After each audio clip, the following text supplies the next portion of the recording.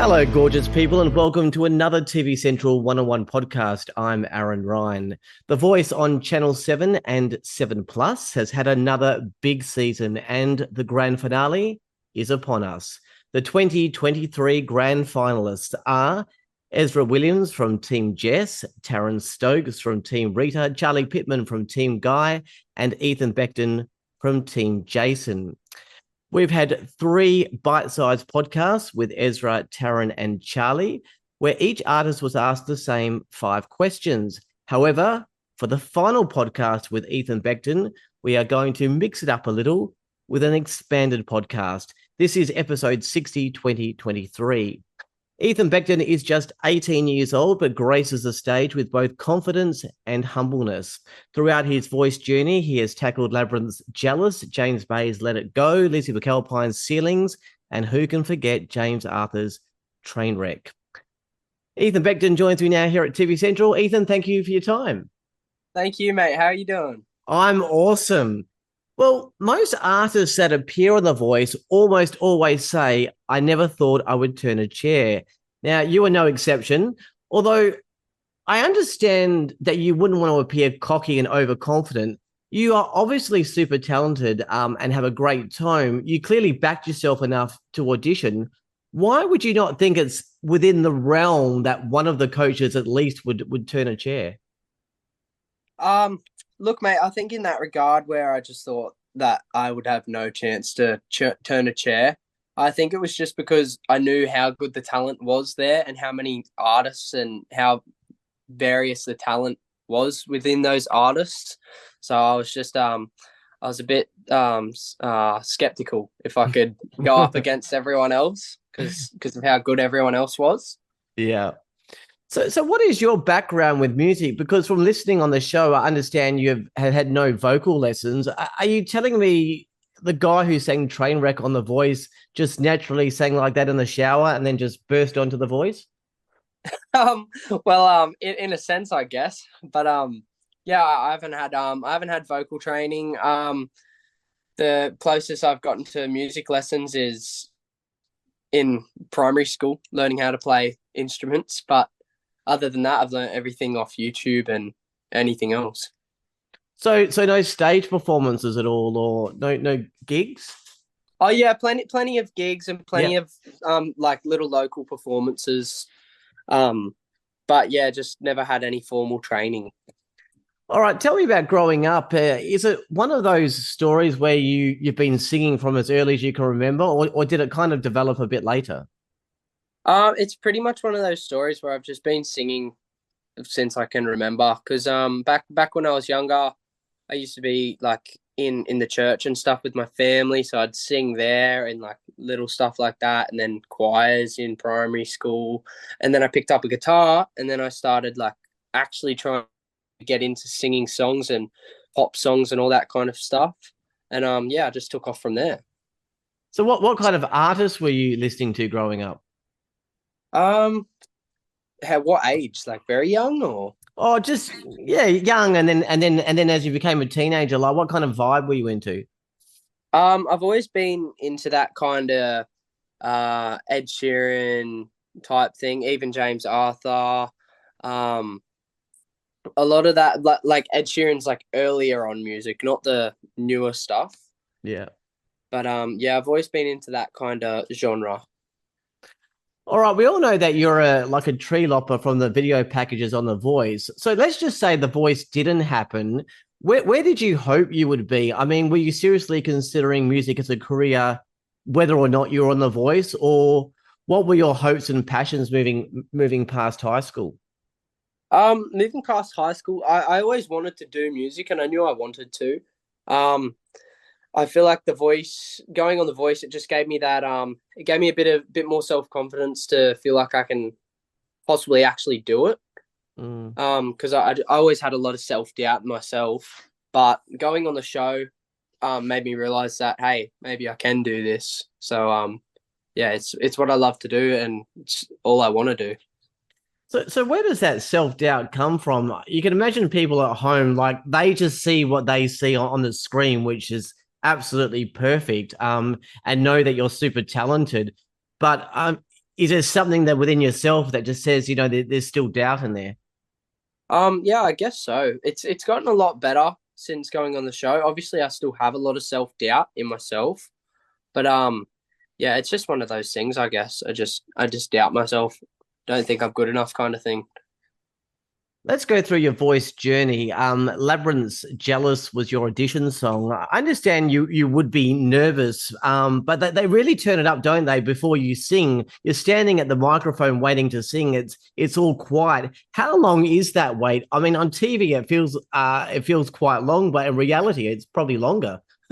Oh, it felt like I was standing there for at least 10 minutes before it started. Oh wow.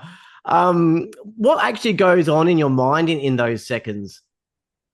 Um, I don't know. I was trying to rein in all of the emotion that I was feeling and all the nervousness, I suppose. I was trying to rein it in and use it to my advantage. You said you were nervous, and obviously you were, but in one respect, it didn't appear like that. Most people have their eyes closed and are super focused, but after a few lines of singing, you kind of looked towards your family and gave them a smile, and then once you started really getting into it, and people were coaches were turning their chairs, you seemed a lot more comfortable. So, were you nervous through the whole thing, or as you started singing and getting into it, did you feel more comfortable? Yeah, definitely. As I started singing and as the song progressed, I just started feeling more comfortable and not as nervous as I was when I was standing at the microphone waiting for the music to start. All four coaches turned their chairs. The crowd was roaring. At that point, are you kind of WTF at that point, or was there a Yeah, realization that, hey, maybe I've got some talent here? I think it was a bit of both. It felt very surreal, very very surreal. I've never felt anything like it. For the callbacks, you did let it go. There was some feedback that perhaps you were playing it safe, and you started to blend into the pack. Was that a letdown after all the positive feedback you got in the audition, or was that, does that fuel you to take it up a notch once again? It definitely just fueled me to just say, okay, we got to go better. We got to make bigger notes. We got to just do everything better to just stand out. Mm. The battles you described, and I'll quote you, uh, the most nervous shit I've ever done. Is that what I said? Yeah. I'm sure the whole voice experience would have been nerve-wracking, but why did the battles give you that extra anxiety? Was it the song, or actually was the whole duet thing? It was the song because it was just not the kind of song that I would sing, and it was not in the range that I would sing it either. But as well as that, it was because I was going up against someone on stage, and that was the first time like actually going up against someone on stage, and just Mm. I just had no idea how I'd go. Well, then there was the semi-finals, and of course, Trainwreck. This is just a guess, but I'm thinking surely there must have been a moment where you thought, a couple of months ago, I was cutting down trees and singing in the shower, and now I'm standing on top of this chair stack with fire around me on a stage, four superstar coaches watching, a massive crowd there, and potentially over 1 million Aussies watching at home. Surely that was a surreal moment. Oh, definitely, definitely. When I was standing up there, it couldn't get any better than that. Best, it was hands down the best performance that I've ever had on those chairs stack with the fire and everything. It was so surreal. Oh, it was a great watch. Trainwreck is by James Arthur, of course. His claim to fame is being on the TV series The X Factor UK. So he started in much of the same way as you. Does that actually give you inspiration that there can be a career after a reality show? Yeah, yeah, definitely. Watching people like James Arthur making a career out of themselves after being on a reality singing show. It's Mm, it definitely gives me hope.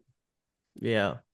The voice experience can also teach you so much. Everything from networking, publicity, television, how to move in front of a camera, record labels, the lights, even clothing and makeup. What was your biggest learning curve from the voice? Um, I feel like my biggest learning curve, uh, I think it'd be just learning so much about what goes into the industry and like just all the little ins and outs and how much is actually behind a TV show that I just had no idea about. There's Yeah. so much more that goes into it than people think. So, why did you end up picking Jason Derulo in the end, and what have you got from his mentoring? I felt like I picked Jason Derulo because hey, he was a new coach. He's a worldwide star. I felt like he'd be perfect for me. And yeah, he was great to work with, and yeah, I took a lot away from him. He taught me how to be more vulnerable and put more emotion into my songs. Yeah. And yeah, he was just great to work with. Tell me about your new single, Lighthouse. I love it. I like those songs that had that slow verse build and then they just bang into the chorus kind of songs. So, what's the story behind the single? Behind the single, it's about just going through a hard time with either a loved one or a partner or a family, and always just being that lighthouse for them, and like being that light for other people going through hard times as well, and not just yourself. You can perceive it in either way. It can be, yeah, your loved one's going through a hard time and you're that safe place for them to come to and be all right, or it can be vice versa for yourself. Yeah, it's available now, so anyone can jump on now and listen to it. It's a fantastic song. What can we expect from you in the finale on Sunday? Expect big things. I'm really excited and nervous to Hmm. watch it and see how it goes. But yeah, expect huge things. It's going to be crazy. Craziest one yet. But yeah, I'm really excited. All right. And as you move forward in your career, you'll obviously move into your own kind of style, vibe, and tone. Was the voice fairly close and reflective of the type of artist you'll be? That kind of James Arthur feel, which you did say you do like him, or otherwise, what is your style or vibe moving forward? I feel like the voice they were bang on with my vibe and my type of singing, and even when it came down to clothing. Um, but yeah, just exactly like that. Just that kind of music and all that kind of stuff. That's my vibe. Oh, awesome. So where can fans find you on the socials? Um, you can find me on Instagram. You can find me on TikTok. My Instagram is ethan.beckton, and so is the TikTok as well. So yeah, you can find me there. I go live quite a lot on TikTok, and I post heaps, and yeah.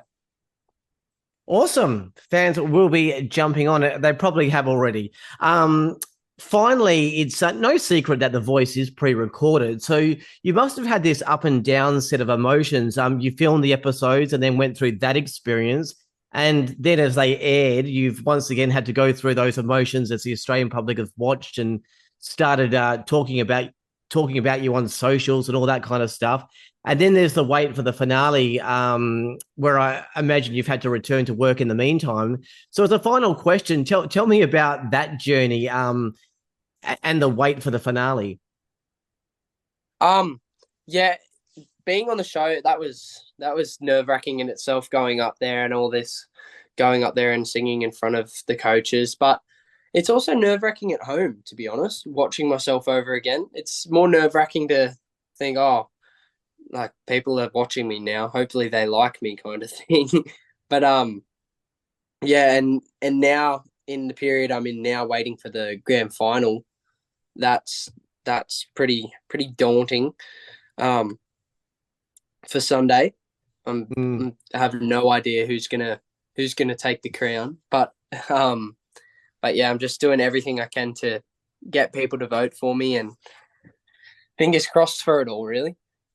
When you've been watching the episodes, have you been a nitpicker? Like, have you sat there and gone, "Oh, why did I do my hair like that?" Or "I hate that strain in my face," or "I hate the way I did that." Have you been doing that, or have you just been relaxing into it? Oh no, I've definitely been doing that every single episode. You can imagine. All right. Yeah. Well, Ethan, you really are just moments away from the finale. I wish you the best of luck. And look forward to following your career as well. You smashed it so far, so can only imagine big things ahead. Good luck. And thank you for joining me here at TV Central. Thank you so much. Thank you for having me. No worries at all. That was Ethan Beckton, grand finalist of The Voice 2023. You can see the Voice grand finale on Sunday, 8 October 2023 at 7 p.m. on Channel 7 and 7 Plus. Well, that's it for this podcast. All the latest news, streaming reports, ratings, television guides, and podcasts. Head to TV Central at tvcentral.com.au. Until next time, I'm Aaron Ryan. Thanks to Ethan Beckton. Bye for now.